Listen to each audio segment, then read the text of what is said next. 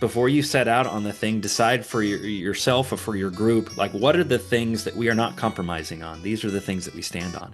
The second is professionally produced. We want it to be visually engaging. The Bible actually tells us that whatever our hands find to do, you do the work as unto the Lord. You do it well. And so, to the best of our abilities with the budgets that we have, making sure that it's on par with or better than what other people are used to consuming when it comes to this type of genre. And then this third pillar is very unusual in our industry, certainly, is it's free to the world. It's accessible to everyone. And so Hey there, Ryder, what's going on? Now, before we get into today's episode, I have a question for you.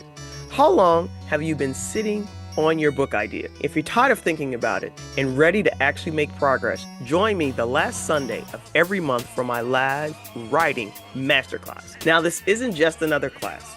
It's an interactive space where you finally gain some clarity on your book and help you break through some mindsets that are blocking you and get the roadmap to actually start writing. And as a bonus, when you register, you'll get a free 20-minute coaching session with me. Spots are limited. Don't wait. Click the link in the show notes or scan the QR code to sign up. Let's get your book out of your head and onto the page. I'll see you then. Welcome to 30 Minutes of Power, the podcast where we ignite your faith, we fuel your purpose, and share the stories of those boldly walking in their calling.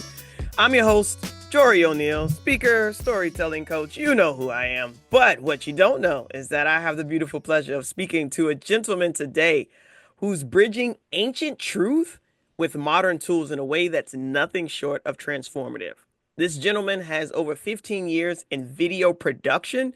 He's not only co-founded a media company, he is creating a movement, people. His team works traveling across continents, capturing hearts, and quite literally opening the Bible for millions of people around the world. I am honored.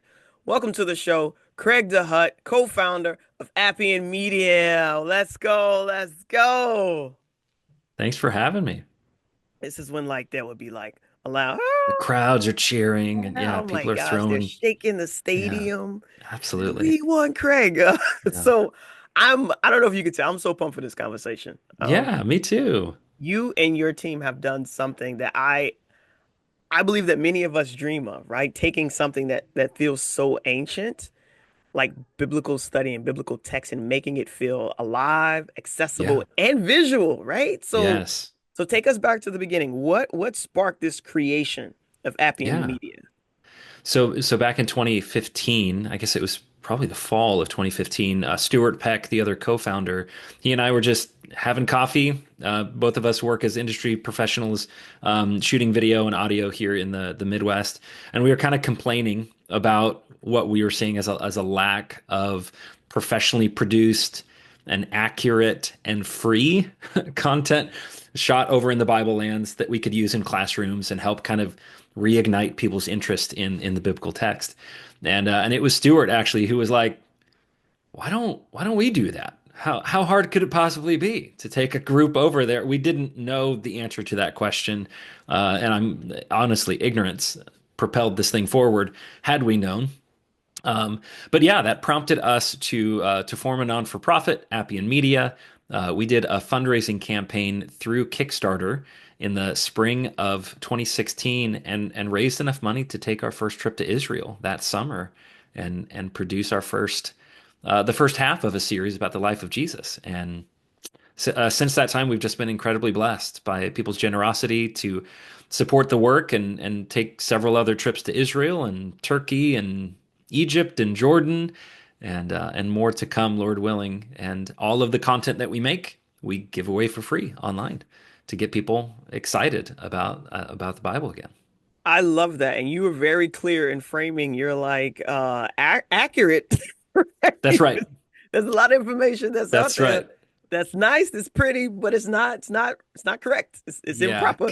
because we've all done that, right? You kind of have to give these caveats before you show the content. Like, I want you guys to see this because I want you to see what Jerusalem looks like. But understand that this particular host is coming at it from this perspective. So they're going to lean into stuff that it's either unverifiable, sometimes it's just conspiratorial. And we weren't interested in any of that. We just wanted to take you to the places, tell you the history, show you the geography, and tell you what the Bible says about that place. And wouldn't you know it, audiences love that. and we've seen some great response from it. So that first docuseries, following the Messiah, That's correct. what was it like seeing your idea become real and even like global? Mm. Yeah, I mean, so prior to that, the farthest out of our country I had ever been was Montreal, Canada, which barely feels like I'd, crossed into another country. So I'd never been overseas, and we started imagining this and picturing this. We pitched it to our donors. Neither of us had ever been. And so our pitch video was really very simple. It was shot in a Bible class, a classroom in a church nearby, and we just wanted to get people to visualize these stories that we're all familiar with. The average person understands who Jesus is. They've heard his parables. They know about his death and his burial and his resurrection. But few of us, I certainly hadn't, had seen the visuals of the places that I could connect those things together. And so as with any production like this, it was well over a year between ideation and delivering that. And then to put it out into the internet, as you know, you kind of throw it out into the ether and is anyone going to watch this or is it just going to be my mom? And I'm thankful to say that, thousands of people responded very, very quickly. Our audience has now grown to, we have millions of views on our YouTube channel and growing.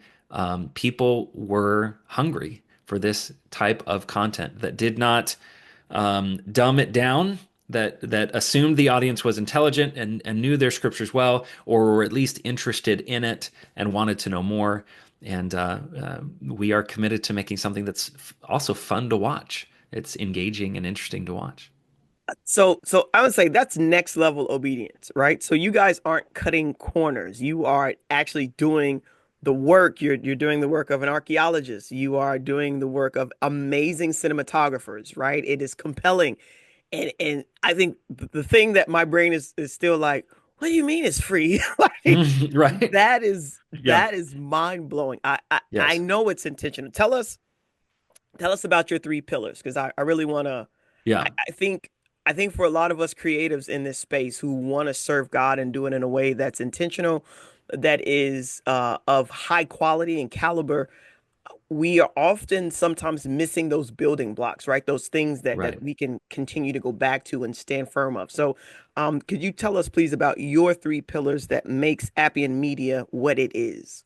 Absolutely. So any good nonprofit should have something like this, but I would say any kind of work before you set out on the thing, decide for yourself or for your group, like what are the things that we are not compromising on? These are the things that we stand on. And those really were at the very beginning biblically accurate. And we would just say accurate. So geographically, historically, we're not going to get into the hearsay or too far into the speculation. We're not going to get into the conspiratorial. We want it accurate. The second is professionally produced. We want it to be visually engaging. The Bible actually tells us that whatever our hands find to do, you do the work as unto the Lord. You do it well. And so, to the best of our abilities with the budgets that we have, making sure that it's on par with or better than what other people are used to consuming when it comes to this type of genre. And then this third pillar is very unusual in our industry, certainly, is it's free to the world. It's accessible to everyone. And so we put it on online using media where now it's in everyone's pockets. It's available all the time. And to remove that barrier of finance so that they can consume it with no strings attached, with no cost associated. And that is only really done through donations. People donate to the content at the very beginning so that we're not scrambling in distribution trying to make the money back up somewhere. No, it's already been paid for, it's already been supported, and now we're just giving it away to everyone. I love that. And a lot of organizations, they only hit one or two of those. But the Right. fact that you've been able to consistently hit all three, that's absolutely God. I listen, if you're listening right now and you're a homeschool parent, you are a Bible class teacher, you are someone who loves geography and history behind the scriptures, Appian Media, it is a gold mine and a game changer. So, from the time that we set this interview up, I wanted to ask you, how has this journey changed you personally? Hmm. It certainly has. So I grew up in a religious home. My father is an evangelist. I'm familiar with the biblical text. I became a Christian, in my early teens. So I'm familiar with the stories, and I believe the stories. I believe that they're real, and I've had a faith. I don't believe that seeing the land is essential, but boy, it is so helpful to my own faith, but also when I attempt to communicate it to other people, where this is not a once upon a time in a land far away kind of a story. This is a real place. These were real people. The events actually occurred. And and God requires faith. God requires us to take a step out and trust him in parts and about things that we don't have visible things to see. But he also throughout history has given us tons of visual, tangible things that we can touch and see and read and know to help bolster that faith. And so, yeah, that very first trip to Israel, just every day we were stepping into places where it's like this is the Sea of Galilee. I read about this, and it's a lot smaller than I had pictured. It's not an ocean sea; it's a large lake you can see from one side to the other. This is Capernaum. This is Jerusalem. This is the Mount of Olives. This is the garden. It wouldn't be until our second trip that we would go to the Garden of Gethsemane there on the Mount of Olives and look out across that. And just to stop and consider, and it's a challenge for our team because we're in creative mode and we're shooting things, but sometimes just putting the cameras down and looking not through a monitor but looking through our own eyes and taking a moment to consider like what happened here, who was actually here, and what that means for us. And then the challenge for all of us is how do we then translate that and capture that, bottle it up in a way that's fun to consume, and then give it back to the audiences who weren't there with us, but make them feel like they were. So this form of storytelling that you've engaged in, right? So you have a podcast, you have Inroads, which is more of a behind the scenes of a behind the scenes, right? So you have a Hmm. behind the scenes video series, you have the actual video series, and then you have this podcast, Inroads. I'm a, I love storytelling, but Hmm. I am a literary junkie. Like Mm, I love books, and you don't need to rewrite the Bible. But absolutely. has that thought ever crossed your mind? I know you guys have workbooks on your web page. Like I definitely saw those, but from the view of the eyes, right? And so I Hmm. know that cinematography, that's a gift. Being able to capture, identify which scenes make the most sense for the story that you're trying to tell. Like, has it ever crossed your mind to capture the experiences that you've had in Saudi Arabia and in the Jordan, right? And all these wonderful, amazing places in a way that literary junkies like me could consume? Yes, absolutely. So you are right. We do make these videos and we give them away for free, but we also produce high quality workbooks, and they incorporate. You have to imagine every trip that we take, we've got thousands of photographs being taken, and so these workbooks include a lot of those photos that are taken, but a lot of more in-depth biblical commentary and some good, just thought-provoking discussion questions for groups.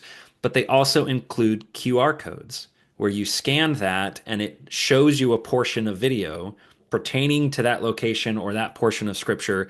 So it gives you the visuals. It lets you read. So for us, those workbooks are the culmination of everything that we do and do well. We've got great writers on our team. We've got great hosts and presenters. And then those of us who are putting the videos themselves together and combining that all together. I've heard people say, I've been one of those that said, I'm a visual learner. Everyone is. The statistics are undeniable. If we can see and hear something that we are reading, we retain it significantly longer and better. We retain more of it. And I'm in no way disparaging the book. God chose the written word in order to preserve his word. It's worked well for millennia. It needs no improvement. And yet, the way people are consuming that or what our minds need in order to retain it better, Visuals are things that everyone does appreciate. And so, if you are a reader, we produce some great workbooks. We just released one about the Exodus, 260 pages, in-depth study on the story of the Exodus based on our Out of Egypt documentary. We want people, however they love to consume information and learn new things, to be able to do that with our content. I love that. So I want to go back a little bit. Your first trip to Israel, from crowdfunding the film, right, following the Messiah, your team step out in faith in a way that's now impacted millions. 10 million views across 160 countries. So that's not a video. I just want you to know, Craig, that's a revival. Okay. That is what that is absolutely called. I want to know a little bit more about your experience personally. Maybe a moment in Egypt or Saudi Arabia where you felt without a shadow of the doubt like this is what I've been called to do. Hmm. Yeah, that does occur in every trip. So I grew up in a homeschool family. I grew up interested in writing stories and shooting video, and a person of faith from very early on. And I went to film school, a very worldly environment, but learned the skills that I needed, and then got out because I finished after 2 years and said, "There's got to be a way that I can combine the things that I love, visual storytelling, but also my faith." And 20 years ago, when I graduated, there just weren't a lot of opportunities for that. And so I've worked in television news and animating video games and, creating short form films and documentaries. But it wasn't until this opportunity was presented with Stewart, I hadn't considered that. No one really was doing that, or at least to the quality and caliber that we were looking at. And it just kind of, it was a no-brainer. You're telling me there's this thing that we can go and do where I get to combine those things that I love. I didn't know that international travel was a thing that I love, but it's now certainly is, where I love traveling to new places. And to be able to combine those things together, I can tell people I'm living the dream. I'm not going to, try to fool you and you think that it's easy and amazing all the time. People get the impression that we're gallivanting around the world, all of the time. No, it's typically a trip every year, year and a half. And then the rest of the time, I'm usually working in solitude, editing the stuff together. But I wouldn't have it any other way. There are things that I've now been allowed to do, our team has been allowed to do, that combine so many of our loves in a way that we believe is in service to the kingdom. So I want to talk about that because I'm a big proponent of practicals, right? I think that following Jesus is probably one of, if not the best decision that I've ever made in my entire life. But I also believe that there is a specific mission, right? If you will, a mission Hmm. that we are all almost engrafted with when we're being created in our mother's wombs, right? And the Bible talks about that in Jeremiah.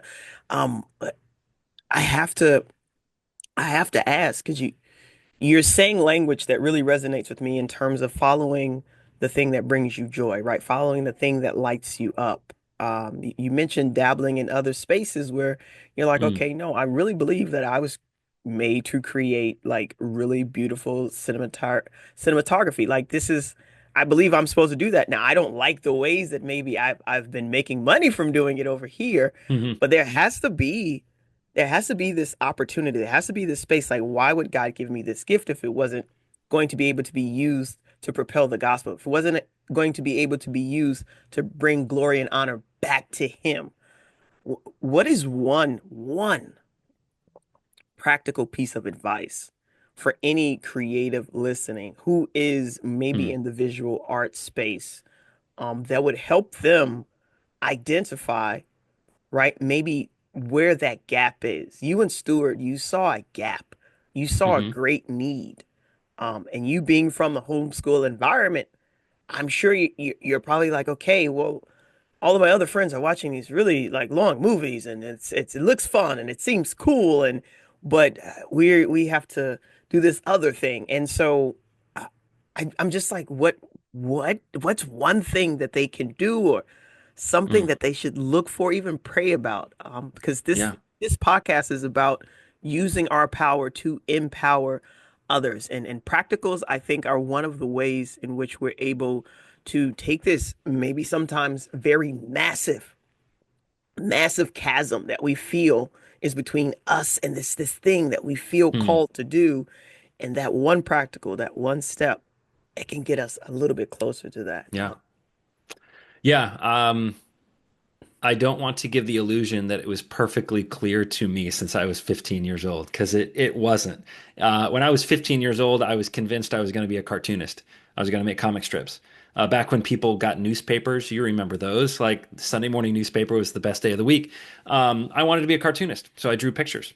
I also wrote stories, and at the time was dabbling with a camcorder that had been donated to our family, and started doing that more.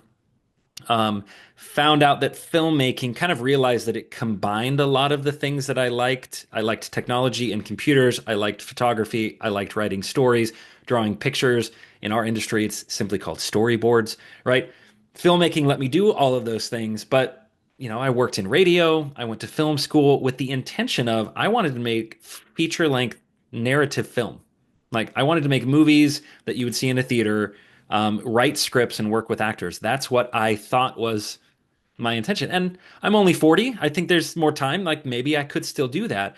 My one piece of advice to creatives is don't bottleneck yourself or pigeonhole yourself too early. Don't get stuck in your head that this is my calling, I'm sure of it, and therefore I'm not going to pursue other things. My recommendation to creatives, especially in an industry where AI is gobbling up some jobs and shifting things around, learn as much as you can about as much as you can, because 5 years from now you may be presented with an opportunity that you never would have thought, but then you go, well, I have those skills. I could jump into that. So international documentary filmmaking was not on my bingo card for 2015. It was not. And yet, once I started doing it, realizing God's actually been training me for this for the last 15 years, I just didn't realize it. So don't pigeonhole yourself. Learn as much as you can and continue to learn. This industry is changing so fast, with the gear and the techniques and the technology involved. And try something new. Volunteer on a set or work on a project and say, look, normally I do this thing, but if you need someone to help with this, yeah, I can probably do that. And see what God does with that. I love that, man. Oh, man. I don't know about anybody else. This is great. I'm super excited. Craig, thank you so much for your obedience, your creativity, and your commitment to making the gospel both real and reachable.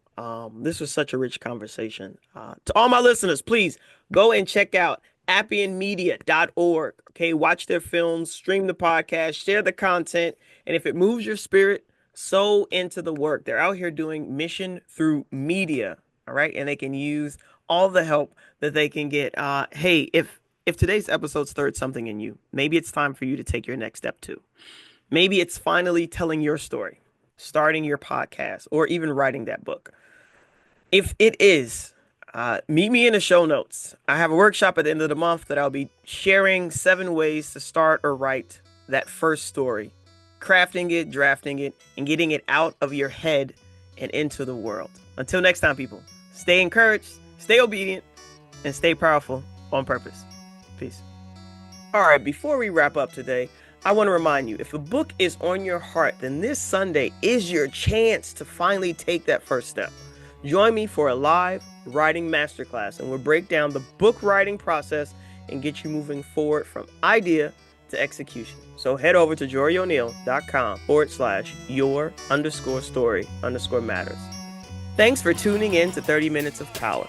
We hope today's episode inspired you to take action and make a positive change in your life. Remember, your power is meant to empower others. So share this episode with someone who needs encouragement today. We'd love to hear from you. So connect with us on Instagram at 30 Minutes of Power or email us at azironsharpensiron@gmail.com. Until next time, stay empowered and keep empowering others. 30 minutes of power.